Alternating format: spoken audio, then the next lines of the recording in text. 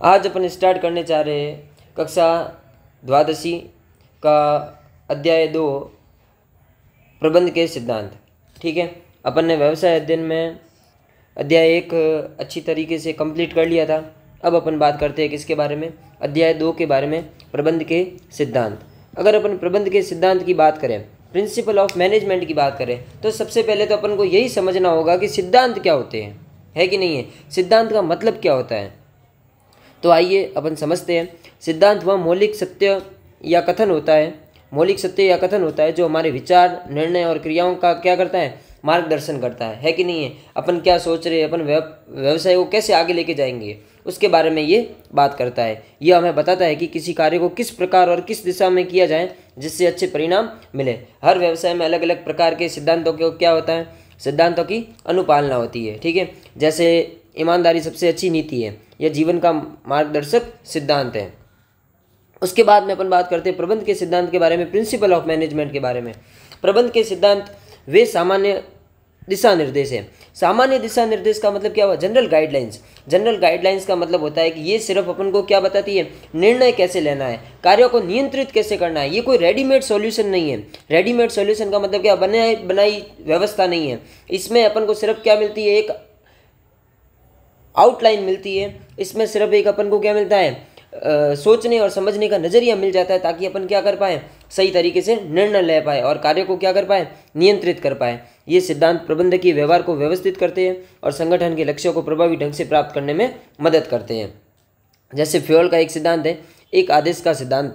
ठीक है, बताता है कि कर्मचारी को केवल एक वरिष्ठ से आदेश मिलना चाहिए। ये अपन आगे की क्लासेस में अच्छी तरीके से पढ़ने की कोशिश करेंगे।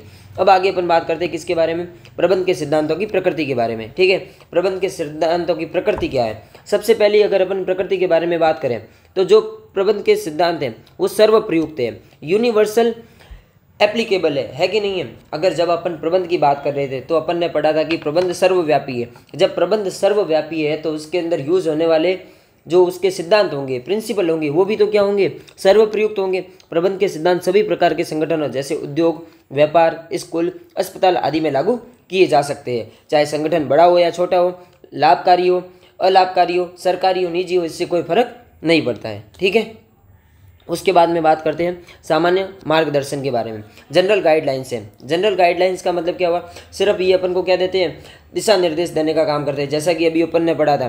परंतु प्रत्येक प्रबंधक की समस्या का निश्चित समाधान नहीं बताते हैं। ये कोई रेडीमेड सॉल्यूशन नहीं दे रही, ये सिर्फ इतना बताते हैं कि अपन को कार्य को ऐसे नियंत्रित करना है, इस प्रकार से कार्य करना है। प्रबंधक को परिस्थितियों के अनुसार इस सिद्धांत को लचीले ढंग से क्या करना पड़ता है, लागू करना पड़ता है। अनुशासन का सिद्धांत सभी कर्मचारियों के लिए समान है, पर उसका पालन संगठन की स्थिति पर निर्भर करता है। कोई संगठन अलग है, स्कूल है, तो उसमें अनुशासन अलग तरीके से पालन होगा। अगर कोई पुलिस स्टेशन है तो वहाँ पर अलग तरीके से पालन होगा अनुशासन का। अब बात करते हैं किसके बारे में, व्यवहार और शोध द्वारा निर्मित जो अपने सिद्धांत है, कोई एक दिन में बनके तैयार नहीं हुए हैं। कितने ही लोगों ने इसके ऊपर क्या किए होंगे, शोध किए होंगे, इनका प्रयोग किया होगा, अपने अनुभवों से इस सिद्धांत को क्या किया होगा, लिखा होगा। प्रबंध के सिद्धांत अनुभव, प्रयोग और शोध के परिणाम होते हैं, जिन्हें अनेक वर्षों के अध्ययन और परीक्षण से बनाया गया है। ये व्यवहारिक जीवन में उपयोग से प्रमाणित हुए, इसलिए ये क्या है, विश्वसनीय है। उदाहरण के लिए टेलर ने कारखाना में प्रयोग, समय और गति अध्ययन सिद्धांत प्रस्तुत किया है। ये चीज़ें अभी अपन को समझ में नहीं आएगी, जो ये गति और समय अध्ययन है का जो सिद्धांत है, ठीक है, या जो तकनीक है, ये आगे की वीडियोस में अच्छी तरीके से समझ में आएगी। उसके बाद में अपन बात करते हैं लोचशील या लोच, फ्लेक्सिबल।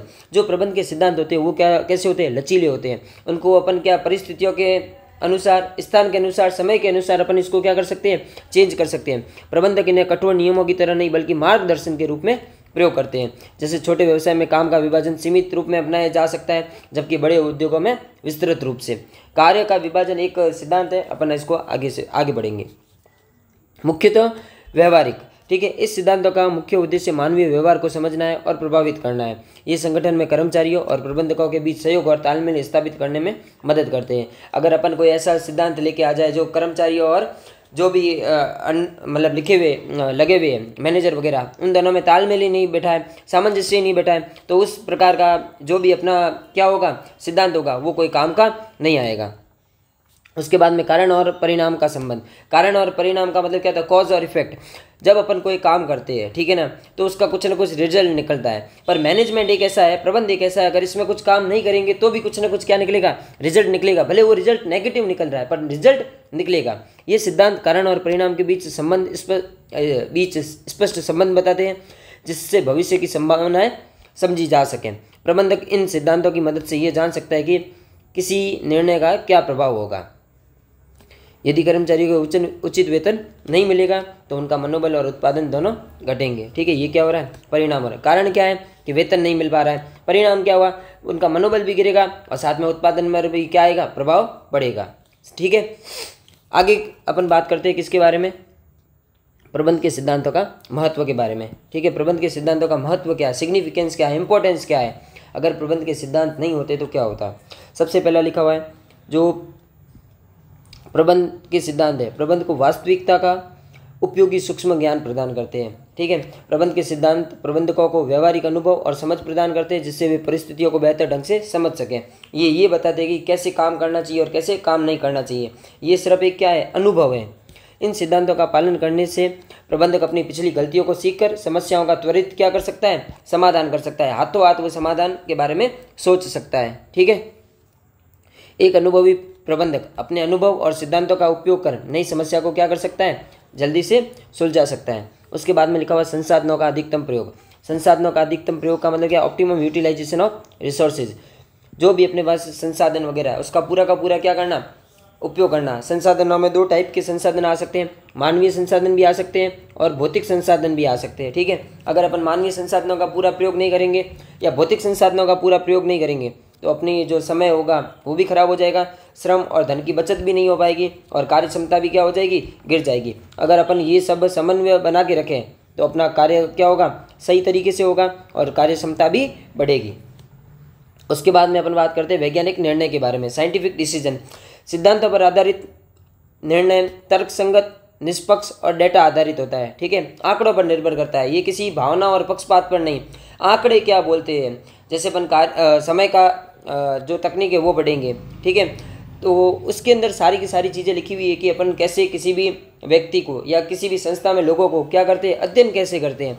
ऐसे निर्णय संगठन को स्थिरता और विश्वसनीयता क्या करते हैं, प्रदान करते हैं। टेलर का वैज्ञानिक प्रबंध सिद्धांत उत्पादन से संबंधित निर्णयों को वैज्ञानिक आधार पर लेने को प्रेरित करता है। उसके बाद में लिखा हुआ बदलते पर्यावरण से तालमेल। सीधी सी बात है, अपना जो पर्यावरण है, ठीक है, जो भी अपने आसपास का आवरण है वो क्या होता है, दिनों दिन बदलता रहता है। प्रबंध के सिद्धांत संगठन को बदलते तकनीक, आर्थिक और सामाजिक परिवर्तनों में सामंजस्य बनाने में सहायता करते हैं। ये प्रबंधक को समय के अनुसार अपनी नीति और विधियाँ बदलने की क्षमता देते हैं। उदाहरण लिखा हुआ है, आप पढ़ सकते हैं। उसके बाद में लिखा हुआ है सामाजिक उत्तरदायित्वों की पूर्ति करना। ये सिद्धांत प्रबंधकों को समाज कर्मचारियों के प्रति नैतिक और सामाजिक जिम्मेदारियां निभाने की शिक्षा देते हैं। ठीक है, अपन समाज से सब कुछ लेते हैं तो अपन वापस समाज को क्या देंगे, तो ये साथ में कौन बताते हैं अपन को, सिद्धांत बताते हैं। ठीक है, समानता का सिद्धांत है, जो सभी कर्मचारियों को क्या देना पड़ेगा, समान अवसर देने पड़ेंगे ताकि वो सही तरीके से क्या कर सके, काम कर सके। ठीक है, संगठन की छवि क्या बन सके, बेहतर बन सके। उसके बाद में प्रबंधकीय प्रशिक्षण, शिक्षा एवं अनुसंधान। प्रबंध के सिद्धांत प्रबंध, शिक्षा और प्रशिक्षण कार्यक्रमों की नींव है। अलग अलग प्रकार के जो भी कर्मचारी होंगे उनको अलग अलग प्रकार की क्या देना पड़ेगा, शिक्षा देनी पड़ेगी, प्रशिक्षण देना पड़ेगा। अलग अलग कार्यक्रमों में उनकी क्या करवानी पड़ेगी, कार्यशाला करवानी पड़ेगी, ताकि वो अपने व्यवहारिक ज्ञान को और अधिक क्या कर सके, कौशल का प्रयोग कर अपने ज्ञान को विकसित कर सके। ठीक है, आज के लिए इतना ही। अगली वीडियो में अपन नया टॉपिक पढ़ेंगे। Thank you.